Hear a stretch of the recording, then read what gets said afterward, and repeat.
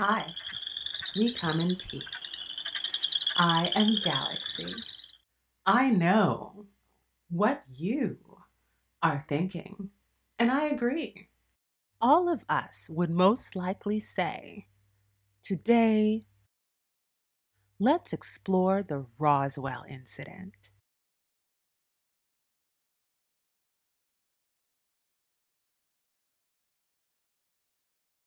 In 1947, a top secret mysterious crash occurred during a severe thunderstorm near Roswell, a town in New Mexico. Instant, decades long debate and controversy followed. Many people, along with curiosity seekers and skeptical non-believers, years later embraced the Roswell incident as the most celebrated UFO incident of all time. Pro-researchers believe that a covert UFO retrieval team used the cover story of a conventional weather balloon to hide the truth. The alleged truth that an interplanetary spacecraft crashed at a ranch in the Roswell region.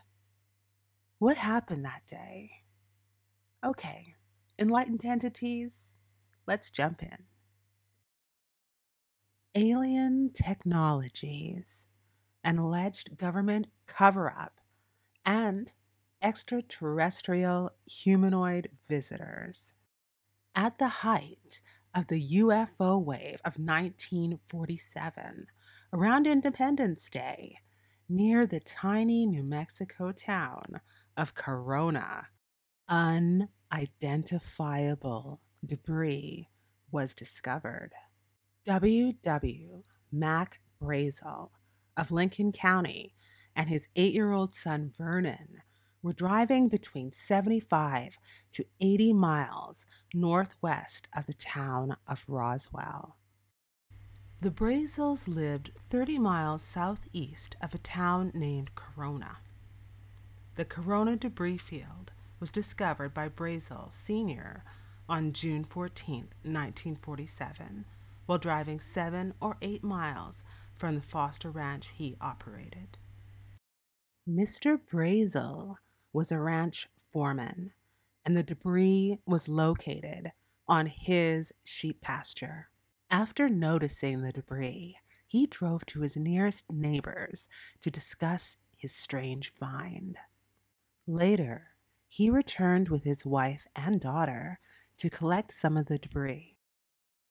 8 miles away lived fellow sheep ranchers Loretta and Floyd Proctor. The Proctors lacked telephone service. To my way of thinking, if we're here, why can't somebody else be out there? Loretta Proctor, 82. On July 6th, Mr. Brazel drove to Roswell in order to speak with Sheriff George Wilcox. Sheriff Wilcox was then connected to RAAF intelligence officer Jesse Marcel. Armored trucks began arriving at the rancher's home to recover the debris. The Army Air Force detail transported the debris at Foster Ranch back to Roswell. It has been alleged that EBEs, extraterrestrial biological entities, were recovered from the remote area crash of a possible off-world vehicle. Since no one had seen a flying saucer, Mr. Wilcox called headquarters at Roswell Army Airfield and reported the find. Before he hung up the telephone almost, a military officer walked in. He quickly loaded the object into a truck, and that was the last anyone had of it. Inez Wilcox.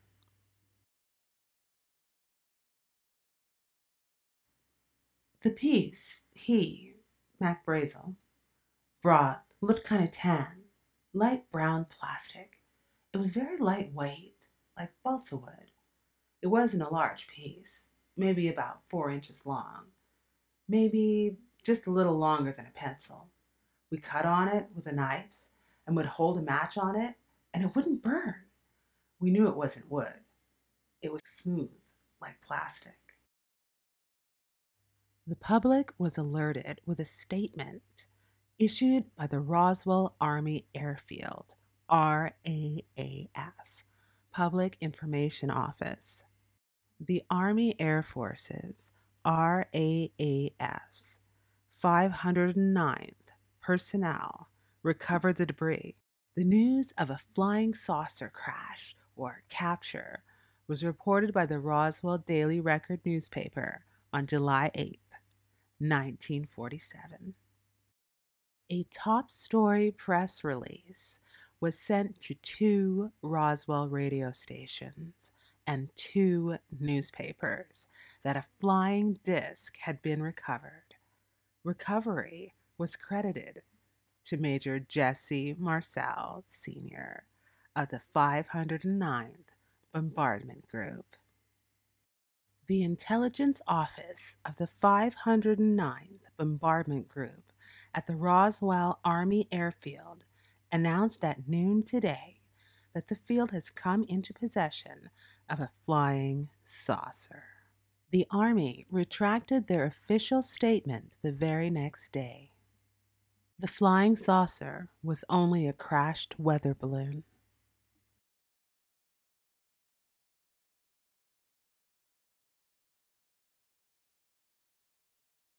The commanding officer of the 8th Air Force, Brigadier General Roger Ramey, held a document in his hand. The Bretman Photo Archives held 2 of the negatives, transmitted at 11:59 p.m. The document was sent over the INS wire service. In the archived photo, the Brigadier General is holding what seems to be a part, if not all, of a message. Slightly turned away from the camera, words can be read. There is a reward of $10,000 for any group, lab, or person who is the first to provide a definitive read of the Ramey memo. Please visit my blog for Ramey memo high-resolution microfiche scans.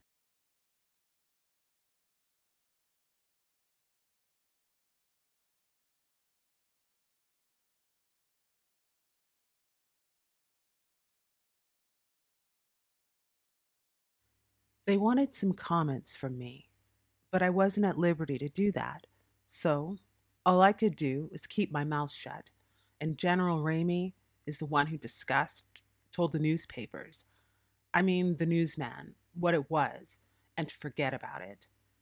It is nothing more than a weather observation balloon. Of course, we both knew differently.